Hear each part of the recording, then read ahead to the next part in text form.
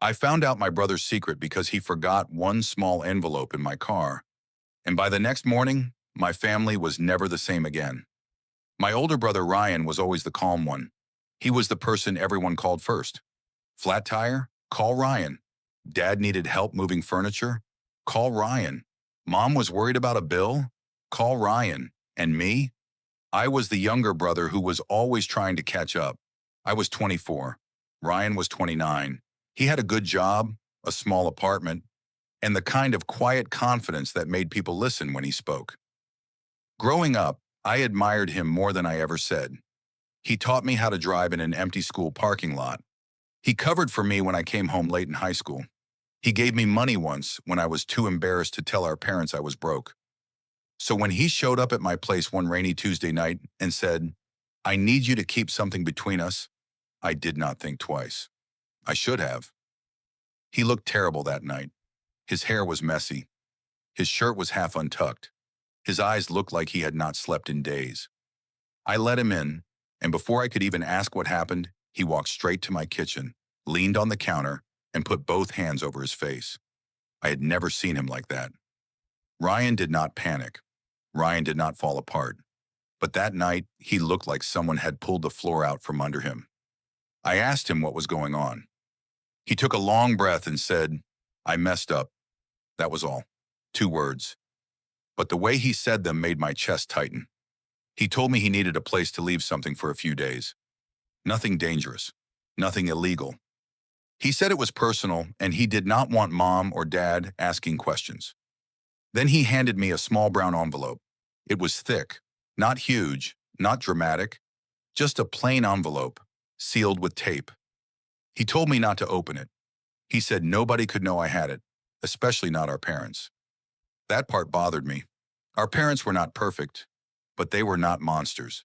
They loved us. They argued sometimes like any family, but we were close. So I asked him why.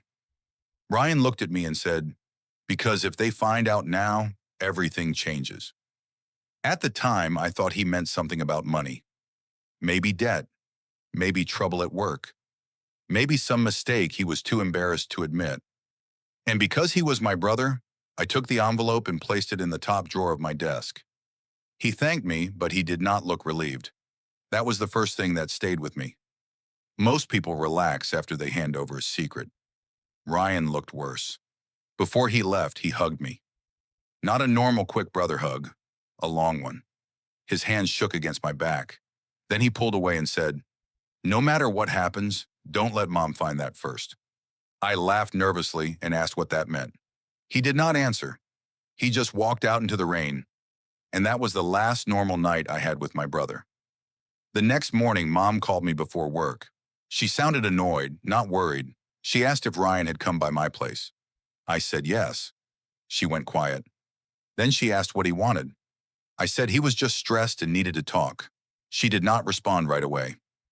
That silence felt strange. Then she said, "If he gave you anything, bring it to me." My stomach dropped. I asked her what she meant. She snapped back too quickly and said, "Nothing. Never mind." Then she hung up. I stood in my bedroom with one sock on, staring at my phone. That was when I first understood this was bigger than Ryan made it sound. At work, I could not focus. I kept thinking about the envelope in my desk. I kept hearing Ryan's words. "Don't let mom find that first." By lunch, my dad called. He never called during work unless something was wrong. His voice was low. He asked if I had spoken to Ryan. I said yes. Then he asked the same thing mom asked. "Did he leave anything with you?" I lied again. I hated how easy it came out. But I also hated the fear in Ryan's face from the night before. Dad sighed and said, "Your brother is making things harder than they need to be." That sentence did not sit right with me. Harder for who? By the time I got home, I was sweating even though it was cold outside. The envelope was still in my desk. I took it out and turned it over in my hands. There was no writing on it. No name. No clue. Just tape. I set it on my bed and stared at it for almost an hour. Then my phone buzzed. Ryan. His message said, "Did they ask you?" I typed yes. He replied, "Don't open it yet." Yet. That word changed everything. Not don't open it. Don't open it yet. I asked him where he was. No reply. I called him. It rang once, then went to voicemail. I called again. Nothing. That night I barely slept. And the next day things got worse. Mom came to my apartment without warning. She had a spare key for emergencies, something I never cared about before. I came home and found her in my living room. My desk drawer was open. My clothes were moved. My closet door was wide open. She was standing there with red eyes and a face I barely recognized. She asked where it was. No greeting, no explanation. Just, where is it? I felt anger rise in me so fast I could barely speak. I asked why she was searching my apartment. She said, because your brother is confused and you don't understand what he's doing. Then she said something that made my skin go cold. He has no right to punish this family. Punish? That was not a word you use for debt. That was not a word you use for a bad job review or a breakup. I told her to leave. She stared at me like I had slapped her. Then she said, you have always followed him around like a shadow. This time, think for yourself. That hurt more than I expected, because part of me wondered if she was right. Maybe I was protecting Ryan without knowing what I was protecting. Maybe the envelope could ruin someone. Maybe I was being used. After she left, I moved the envelope from my apartment to my car. I put it under the spare tire in the trunk. Then I drove to Ryan's apartment. His car was not there. His lights were off. His neighbor said she had not seen him since Monday. That made no sense. He had come to my place Tuesday. When I told her that, she frowned and said, he came back that night with a woman. Older. Maybe your mom's age. I felt my stomach twist. I asked what she looked like. She said dark coat, short hair, very upset. That sounded like Mom. I went back to my car and sat there in silence. For the first time, I wondered if my mother had followed him. And if she had, why? On Thursday, Ryan finally called. His voice was rough. He asked if I still had the envelope. I said yes. Then I asked him what was inside.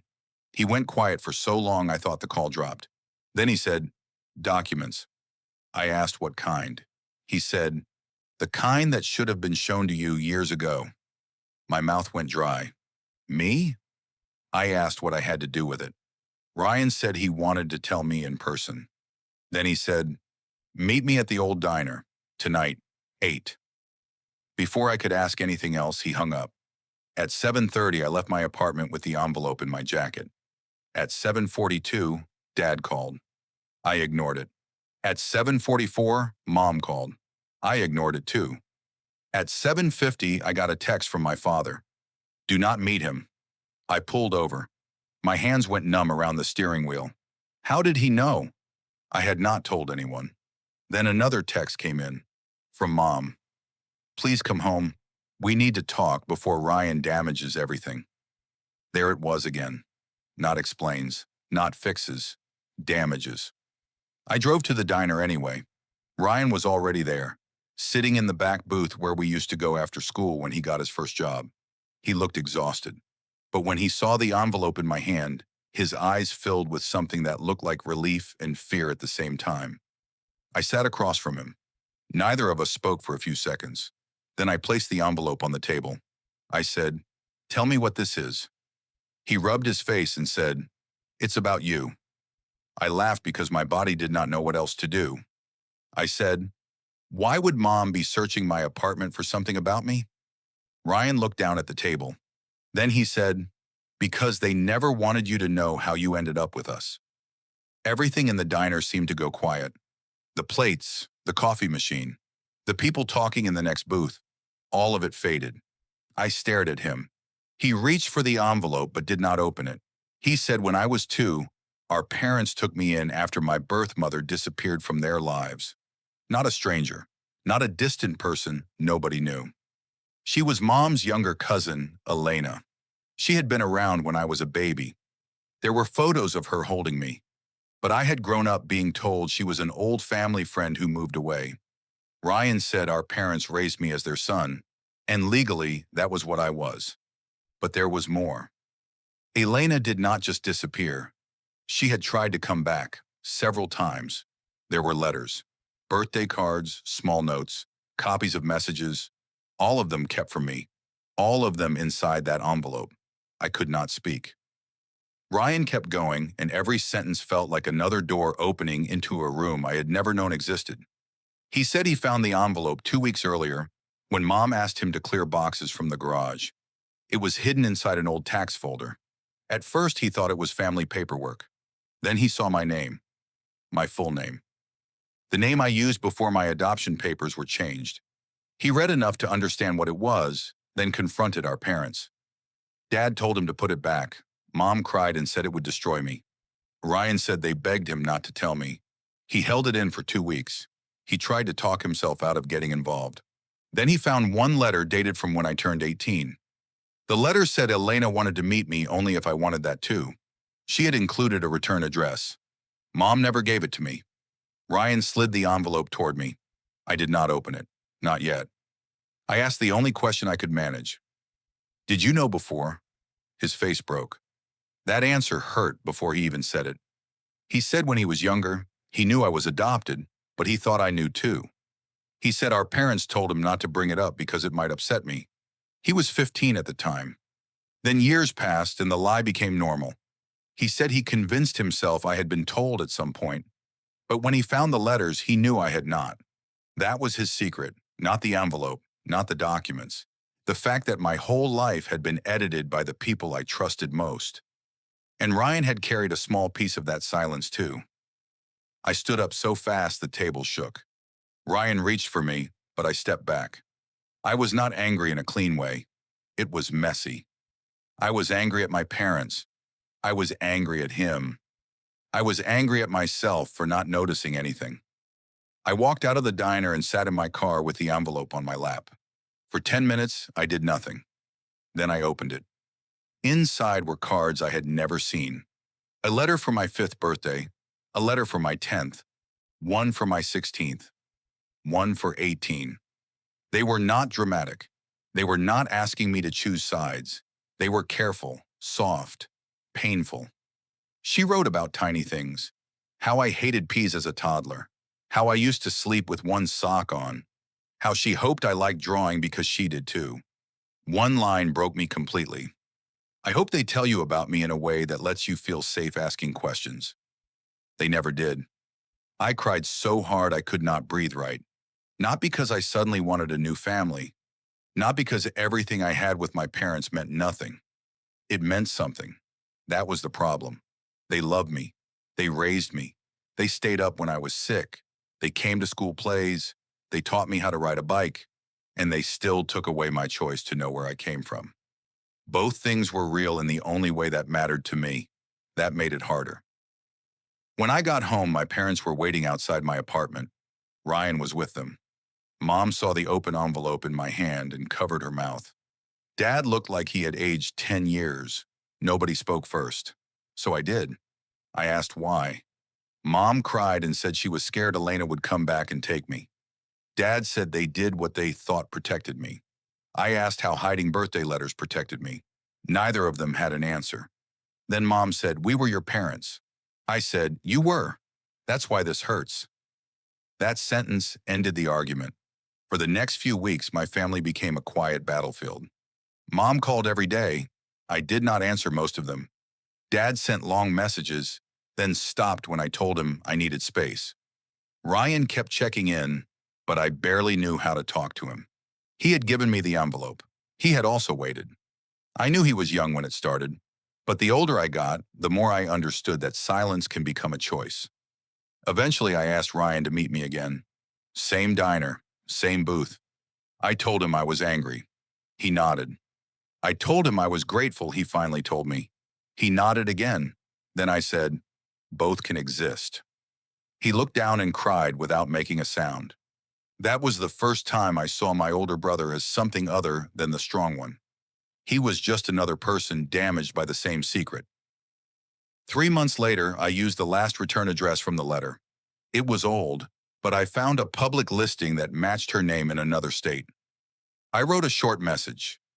No blame, no big speech, just who I was and that I had read the letters. She replied 2 days later.